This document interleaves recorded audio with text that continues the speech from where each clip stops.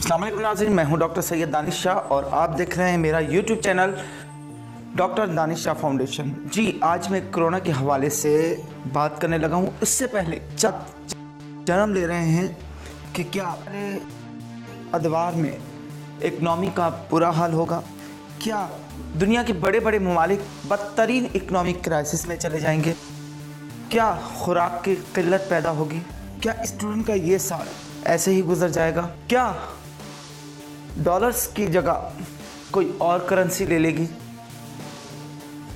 क्या पाकिस्तान में मज़ीद अमवात का खदशा है, क्या लॉकडाउन लिए या मज़ीद महीनों के लिए आगे बढ़ा दिया जाएगा। ये वो सवाल हैं जिनके हतमी जवाबात देना नामुमकिन है, लेकिन पास्ट से अंदाज़ा लगाकर कुछ ना कुछ इसको देखा जा सकता है। आगे बढ़ाने से पहले मैं आपसे गुजारिश करूंगा कि मेरे चैनल को सब्सक्राइब करें और बेल आइकन को ज़रूर प्रेस कीजिएगा, क्योंकि ये वीडियो और इससे रिलेटेड वीडियो आपको मिलती रहेंगी। कोरोना वायरस के ऊपर बात करने से पहले मैं आपको 100 साल पीछे लेकर जाऊंगा। 1918 में कोरोना वायरस जैसा ही एक वायरस स्पेनिश इन्फ्लुएंजा या उसे स्पेनिश फ्लू भी कहा जाता है, जो कि इटली के शहर कोरोना से चला और यूरोप आते आते उसमें 1000 गुना इजाफा हो गया। इस वक्त यूरोप तिजारती लिहाज से बहुत ही पावरफुल मुल्क था और इस वक्त जंग अजीम भी जारी थी और अफवाज यानी फ़ौजें एक इलाके से दूसरे इलाके, एक सिटी से दूसरे सिटी और एक बर्रे आज़म से दूसरे बर्रे आज़म में जाया करती थी। और यही बड़ी वजह बनी कि ये वायरस यानी स्पेनिश इन्फ्लुएंजा वायरस एक इलाके से दूसरे इलाके और एक सिटी से दूसरे सिटी और फिर एक बड़े आज़म से दूसरे बड़े आज़म तक फैलता गया और इस वायरस ने दुनिया में तबाही मचा दी। जो कंडीशन आज है, यानी आज कोरोना वायरस की वजह से एक दूसरे से अटैच होने, एक दूसरे से मिलने से दूर भाग रहे हैं, यही कंडीशन उस वक्त थी कि लोग एक दूसरे से मिलने से कतराते थे, एक दूसरे से उन्होंने मिलना छोड़ दिया था। रोडों और सड़कों पर लाशों के अंबार लगे हुए थे, साफ पानी और खुराक की किल्लत पैदा हो गई थी, सीवरेज का बुरा हाल हो चुका था, सीवरेज का गंदा पानी महलातों तक आता था। यूरोप के पार्लियामेंट के अंदर भी सीवरेज का पानी दाखिल हो जाया करता था, जिसकी वजह से पार्लियामेंट वाले अरकान एक जूता पहन कर आते थे और दूसरा जूता साथ लेकर आते थे। और इस दौर में अमेरिका अपने बदतरीन दौर में दाखिल हो चुका था। इस वायरस से तकरीबन अमेरिका के अंदर 6 लाख लोगों की अमवात हुई। मुल्क बंद होने की वजह से और कारोबार बंद होने की वजह से रिसेशन आया। ये रिसेशंस मुख्तलिफ अदवार में मुख्तलिफ चेंजेस लेकर आए। पहला रिसेशन जब आया तो 1918 से लेकर तक यहाँ पर इकनॉमिक क्रैश कर गई, जो करेंसी की हालत है वो बदतरीन हो गई। दूसरा रिसेशन 1920 से लेकर 1921 तक आया और खुराक की शदीद किल्लत हो गई। लोग 1 किलो टमाटर लेने के लिए बैग भरकर पैसे लेकर जाया करते थे। और जब तीसरा रिसेशन आया 1923 से लेकर 1924 तक, तिजारत ठप होकर रह गई, कारोबार, फैक्ट्रियां और कारखाने बंद हो गए, शदीद माली बहरान आया और आखिरी रिसेशन 1926 से लेकर 1927 तक, इसने अमेरिका को भिखारी बना के रख दिया। अमेरिका पूरी दुनिया के आगे इमदाद लेने पर मजबूर हो गया। इनके असरात 1933 तक जारी रहे। 1933 में फ्रैंकलिन रूजवेल्ट अमेरिका के सदर बने, कंस्ट्रक्शन के मेगा प्रोजेक्ट शुरू किए और अमेरिका को जोड़ने के लिए हाईवेज पर काम शुरू किया।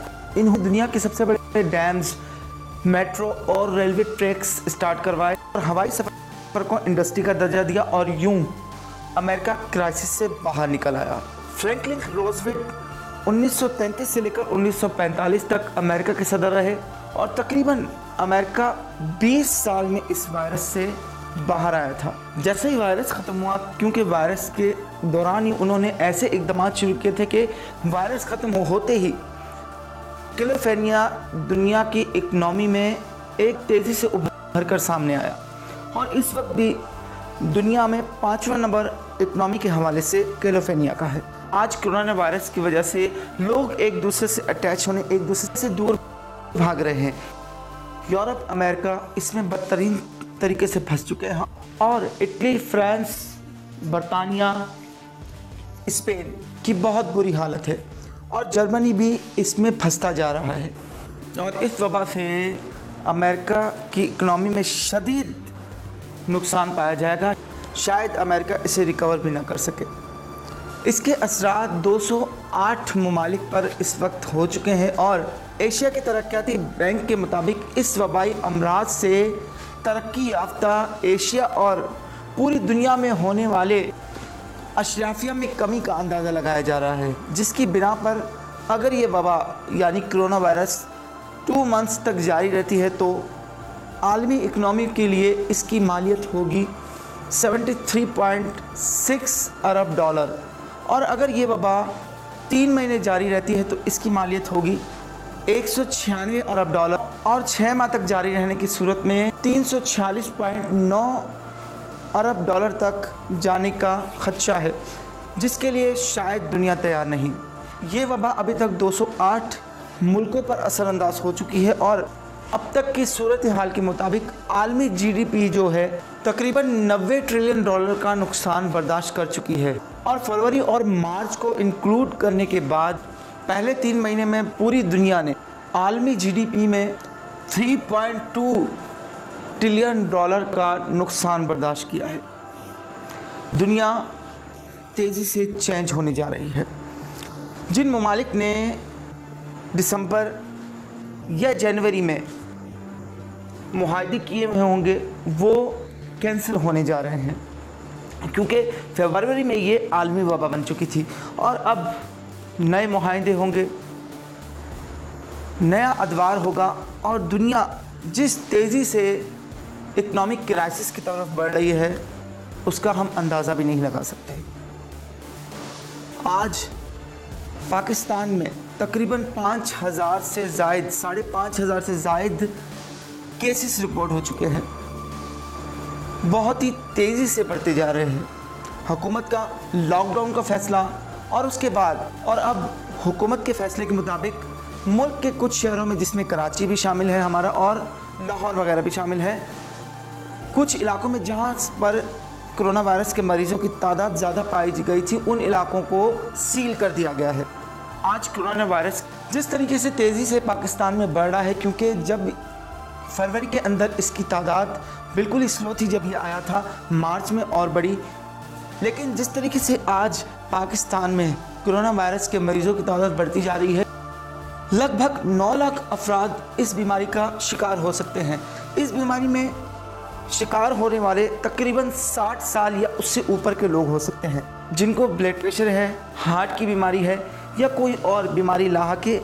उन 60 साल से लेकर अपर एज तक के जो भी लोग हैं, जो भी बुज़ुर्ग हैं, वो इसका शिकार हो सकते हैं। उसका रीज़न ये है कि इसकी मेन वजह यह है कि जिसका इम्यून सिस्टम बिल्कुल ही कमज़ोर होता है उस पर ये जल्दी अटैक कर लेता है और इस वक्त जो बुज़ुर्ग हैं हमारे, उनके ऊपर ये ज़्यादा असरअंदाज होगा। और पाकिस्तान में जो इसकी आदाद शुमारे हैं, जो आगे इसमें फंसने वाले बंदे हैं, यानी इसका वायरस का शिकार होने वाले जो बंदे हैं, उसमें ओल्ड एजेस यानी 60 साल से ऊपर के लोग होंगे। उससे पहले कि हमें हमारे बुज़ुर्ग या हमारे बड़ों को इसका शिकार होना पड़े, उनको आइसोलेट कर दें, उनकी हिफाजत करें, बाहर जाना उनका बिल्कुल तर्क कर दें। इसके कुछ बदअसरात देखने में आएंगे, जैसे कि 60 साल से ज़ायद के लोग या 60 साल की एज के ऊपर वाले लोग इससे मुतासर होने का अंदेशा है। उसके बाद तालीमी लिहाज से ये साल स्टूडेंट के लिए बिल्कुल ज़ाया हो जाएगा, यानी इनमें अंदेशा ये है कि एग्ज़ाम हो ही ना, शदीद माली बहरान पैदा हो सकता है, इसके साथ साथ ग़िज़ाई किल्लत भी हो सकती है और हो सकता है आगे चल के हर बंदे को कम सैलरी पर काम करना पड़े।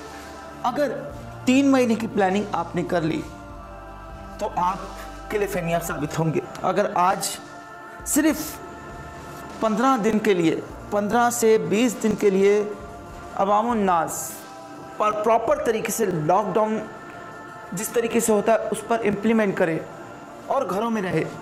आपको अगर मैं बताता चलूँ कि इटली में कितनी अमवात हो चुकी हैं, उसके बाद भी लोग अब घर से बाहर निकलने में डर रहे हैं। उनकी हुकूमत ने अभी लॉकडाउन में थोड़ा सा रिलीफ पैदा किया है कि लोग बड़े बाहर निकलें, बाहर की ताज़ा हवा खाएं, लेकिन लोग फिर भी डर के मारे बाहर नहीं निकल रहे। एक खौफ सा समा हो गया है, जैसे हम डरावना ख्वाब देख रहे हैं। हमारी इकनॉमी ताकत इतनी नहीं कि आगे के मसाइल को मुँह दे सके। अगर हम शुरुआत में ही लॉकडाउन को सही तरीके से समझ जाते और सिर्फ 15 से 20 दिन के लिए पूरा लॉकडाउन पे अमल हो रहा होता, अवामुन नास बाहर नहीं निकल रहे होते, तो आज सूरत हाल दूसरी होती। क्योंकि शुरुआत में जिस तरीके से कोरोना वायरस फैल रहा था, यानी बिल्कुल इसके अदाद-ओ-शुमार स्लो थे, लेकिन आज बहुत ही तेज़ी में, ख़ासकर अप्रैल में इसमें बहुत तेज़ी आई है। खुदारा समझिए बात को, आपकी जल्दबाजी आपके अपनों के लिए भी नुकसानकार है, हमारे मुल्क के लिए भी नुकसानकार है। इस वक्त हुकूमत या हुकूमत सिंध पे, हुकूमत पंजाब पर ब्लेम देना कोई अक्लमंदी नहीं होगी, क्योंकि एक तरफ इकनॉमिक क्राइसिस का डर है, एक तरफ पूरी दुनिया तब्दील होने जा रही है, दूसरी तरफ पूरे मुल्क का कारोबार ठप पड़ा है, तीसरी तरफ कोरोना वायरस से फाइट हमारे लिए बहुत बड़ा चैलेंज है। उसके साथ साथ हमारे डॉक्टर्स, हमारे पुलिस एहलकार, रेंजर्स, अफवाज इसके लिए दिन रात कोशिश कर रहे हैं, इससे लड़ रहे हैं। खुदारा अवाम साथ दें। जो लोग ये समझ रहे हैं कि ये जो लॉकडाउन है, ये कोरोना वायरस है, ये कुछ भी नहीं है, ये सिर्फ लेके आया गया है, तो वो नींद में है। खुदारा इस बात को समझिए। अगर आज नहीं समझेंगे तो शायद बहुत देर हो जाए, क्योंकि आपने देखा पहले ये मार्च तक था लॉकडाउन, फिर अप्रैल के सीज़न में दाखिल हुआ और अब बढ़ाकर इसे 22 अप्रैल तक कर दिया गया है। जैसे मैंने शुरू में बताया आपको कि अगर यही कंडीशन रही तो ये दौरानिया जून तक चला जाएगा, यानी आपको रमज़ान और ईद भी लॉकडाउन की सूरत में गुजारनी पड़ेगी। खुदारा रहम कीजिए अपने ऊपर भी और मुल्क के पाकिस्तान पर भी, क्योंकि दुनिया के बड़े बड़े कंट्रीज़ इस वक्त इस कोरोना वायरस की जंग लड़ रहे हैं, जिसमें जो सुपर पावर अपने आप को समझता था, यानी अमेरिका में कितनी अमबात हो गई है, और अमेरिका जितना बुरे तरीके से इसमें फंसा है, और इटली, फ्रांस, बरतानिया, स्पेन जितने बुरे तरीके से इससे मुतासिर हो रहे हैं, हम उसका अंदाज़ा भी नहीं लगा सकते। खुदारा वक्त है, अभी भी समझ जाइए, क्योंकि अभी सिर्फ 5 से 5,500 केसेस रिपोर्ट हुए हैं। अगर ये तादाद तेज़ी से बढ़ना शुरू हो गई और जितना वक्त गुजरता जाएगा उतनी ही मुश्किलात बढ़ती जाएंगी, क्योंकि अगर लॉकडाउन का दौरानिया बढ़ा तो वो लोग जिनकी इनकम बिल्कुल रिसोर्सेज कम है, दूसरे वक्त में कमाते हैं, एक बढ़ाते हैं, या बिल्कुल ही गरीब तबका, उनके लिए बहुत मुश्किलात हो जाएंगी। मेरा आप लोगों को सिर्फ यही मैसेज है कि इस वीडियो को जहाँ तक हो सके फैलाएं, मेरे चैनल को सब्सक्राइब करें और बेल आइकन को ज़रूर प्रेस करें। घर घर सिर्फ एक ही पैगाम पहुँचाएं, स्टे एट होम, क्योंकि अगर हम इस वक्त स्टे एट होम पर इम्प्लीमेंट नहीं करेंगे, हम नहीं बच सकते। खुदारा जो डॉक्टर्स अपनी जान की बाजी लगाकर हमारी ज़िंदगियां सेव करने के कोशिश में हैं, और जो पुलिस एहलकार, रेंजर्स एहलकार, हमारी पाक अफवाज इस मुश्किल दौर में लॉकडाउन को इम्प्लीमेंट करवाने के लिए भरपूर कोशिश कर रही है। ख़ासकर हमारी हुकूमत इस वक्त बहुत ही मुश्किल दौर में है। हमारे पास इतनी ना कैपेसिटी है, क्योंकि बहुत से ममालिक ने ये ऐलान कर दिया है कि जो गवर्नमेंट सर्वेंट हैं उनकी सैलरी में से कटौती की जाएगी कोरोना फंड के लिए। यही इक़दाम पाकिस्तान भी उठाएगा आगे चल के, और शायद मेरे ख्याल से उठा भी लिया है।